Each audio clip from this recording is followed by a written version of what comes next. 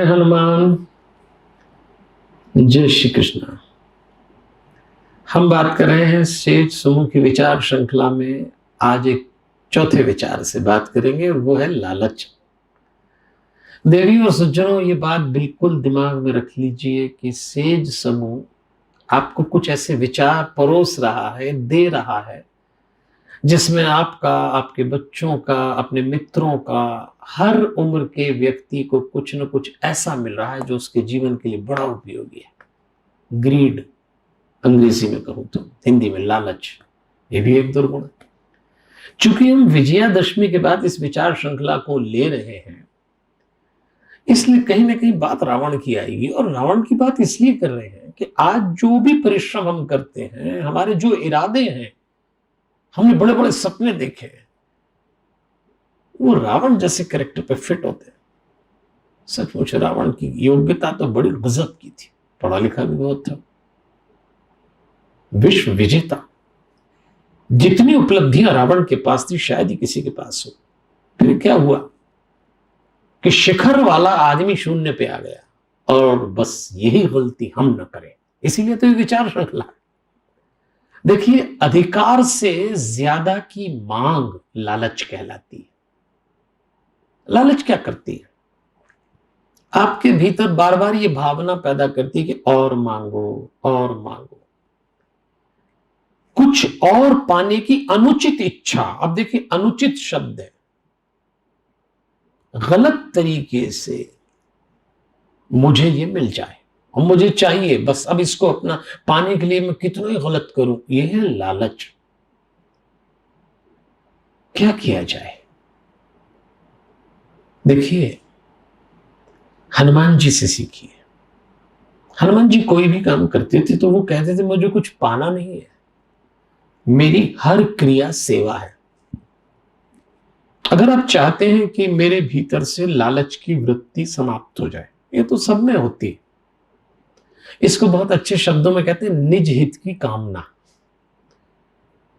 लेकिन निज हित की कामना यदि सिंगल रह जाए तो लालच बन जाएगी। और निज हित में परहित की भाव है, मतलब निज हित मतलब मेरा भला हो लेकिन दूसरे को नुकसान ना हो, तो ठीक है। लेकिन अगर मेरा ही भला हो और इसके लिए मुझे दूसरे का नुकसान करना पड़े तो उसको फिर चालू कहेंगे, ग्रीड चालू हो गई, फिर आप गलत रास्ता अपनाएंगे।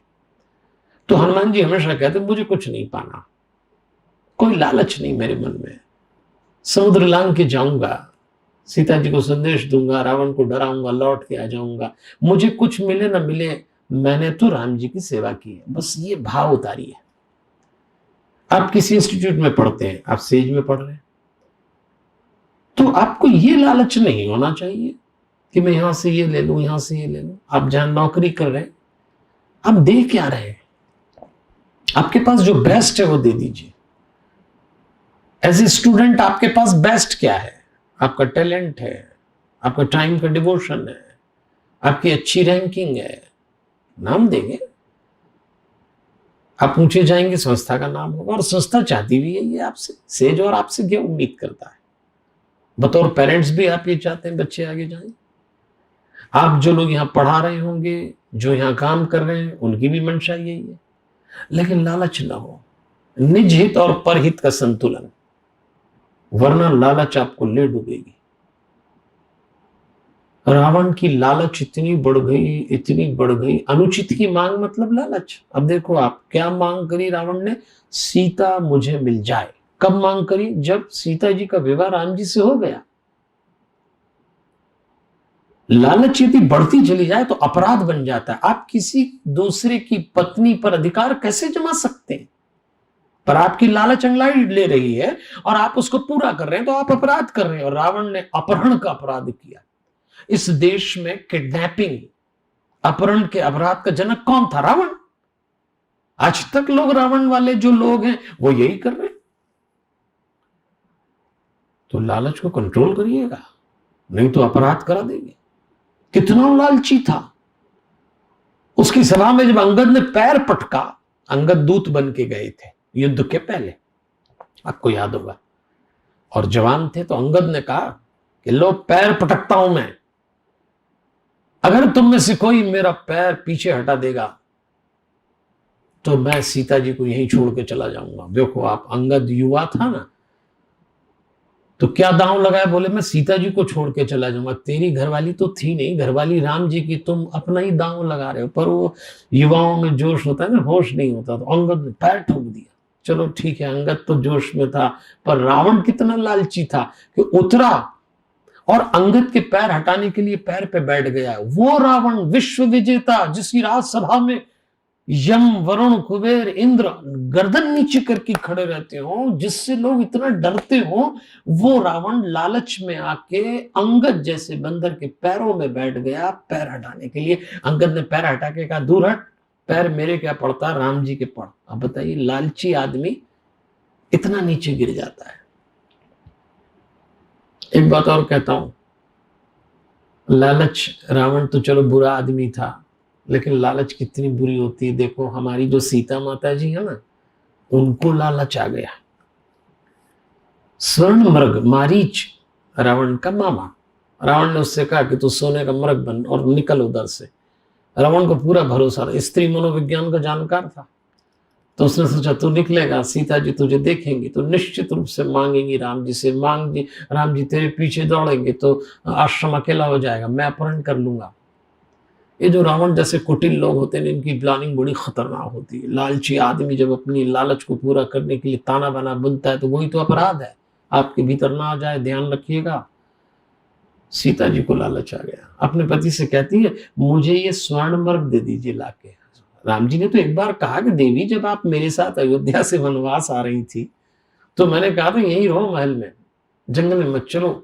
तो आपने कहा था नहीं आपके साथ चलूंगी, सब छोड़ के आपके साथ चलूंगी। जब सब छोड़ दिया तो फिर सोने के मृग में, तो कहती है नहीं इसको ले चलेंगे, तो जब अपन अयोध्या 14 वर्ष बाद जाएंगे तो लोगों को बताएंगे कि जहां हम ठहरे थे वहां ऐसे सोने के मृग मिलते हैं। अब ये एक साइकोलॉजी है, हम लोग कहीं घूमने जाते हैं तो वहां से चीजें खरीद के लाते हैं, अपने घर में जमा लेते हैं, फिर कोई पूछता है ये, हाँ नेपाल गए थे तब का है, मॉरिशस गए थे तब का है, बड़ा भाव होता है बताने का। तो सीता जी को लालच जाग गया कि मुझे तो सोने का हिरण चाहिए। राम जी तो लालच किसी का नहीं रखते, तो उन्होंने कहा देवी आपको बहुत सोने के हिरण की, तब आप कुछ दिन सोने की लंका में ही जाओ, आप वहीं भेज दिया। ऊपर वाला लालच का ट्रीटमेंट अपने ढंग से करता है। तो आपसे मैं निवेदन करूंगा, अपनी लालच पर नियंत्रण रखना। चलिए आज एक प्रयोग भी बता देता हूं। हमारे जितने चक्र हैं ना, हमारे शरीर में 7 चक्र हैं, इसको तो आप देख लीजिएगा ऑनलाइन, अभी मैं इसको एक्सप्लेन नहीं कर रहा। तो ये जो नेवल पोर्शन है ना, नाभि, इस चक्र का एक स्वभाव है संतोष, कंटेनमेंट, इसका स्वभाव है। अगर आप इस चक्र पे लगातार ओम का उच्चारण करें और इस चक्र पे हल्के से वाइब्रेशन आए, तो आपके नेचर में संतोष उतर आएगा। और लालच की एक ही काट है, संतोष, धैर्य मिलेगा आपको मुकद्दर का, ये बावले हो जाओगे।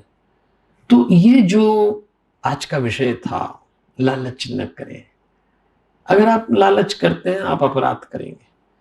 अगर आपने लालच किया और अपराध न कर पाए तो उदास हो जाएंगे, थक जाएंगे, बेचैन हो जाएंगे। और आप थके, दूसरों ने मौका उठाया। क्या हुआ था, लालच की सीता जी ने, जिद की तो राम जी गए और रावण ने फायदा उठा लिया, नहीं तो अपहरण होता है क्या। किसी ने एक बहुत अच्छी बात बोली, दीवार क्या गिरी मेरे खस्ता मकान की, दीवार क्या गिरी मेरे खस्ता मकान की, लोगों ने आने जाने के रास्ते बना लिए। लोग रास्ता देख रहे हैं, आपकी कमजोरी पकड़ लेंगे, तो लालच से बचे, नाभि पे काम करें। और इस सब को लेके आपके मन में कोई प्रश्न हो, आप फर्दर कोई क्वेरी चाहते हो और कोई एक्सप्लेनेशन चाहते हो, तो जो ये ईमेल एड्रेस दिया जा रहा है इस पे अपने प्रश्न दीजिए, मौका आने पे आपको जरूर उत्तर मिलेगा। मैं तो आपके साथ हूं, पूरी उम्मीद के साथ, और मेरी उम्मीद पूरे सेज समूह की उम्मीद है। ये जो शिक्षा का संस्थान है, इस संस्थान से और बड़े बड़े काम होते हैं, तो सेज ग्रुप आपसे उम्मीद करता है आपके व्यक्तित्व में निखार हो, आपके सपने पूरे हो, लेकिन आपके पास दुर्गुण न फटके, ये विचार श्रृंखला इसीलिए है। तो भरोसा दिलाइए खुद को और हमको भी, लालच नहीं करेंगे, जो मिल रहा है उसको संतोष के साथ प्राप्त करेंगे। और आपके भीतर संतोष उतरा, ये कैसे पता लगेगा, जरा मुस्कुराइएगा फिर यहां से जाइएगा। कल मिलेंगे एक और विचार के साथ। कल का विचार तो बहुत ही अच्छा है। लोगों को एक कंफ्यूजन होता है, कितना गौरव रखें, कितना गर्व करें। प्राइड और प्राउड छोटा सा अंतर है, लेकिन जिंदगी में बहुत बड़ा फलसफा है, बहुत ज्ञान मिलेगा इससे। फिर मिलते हैं एक नए विचार के साथ। हमारे हनुमान, जय श्री कृष्ण।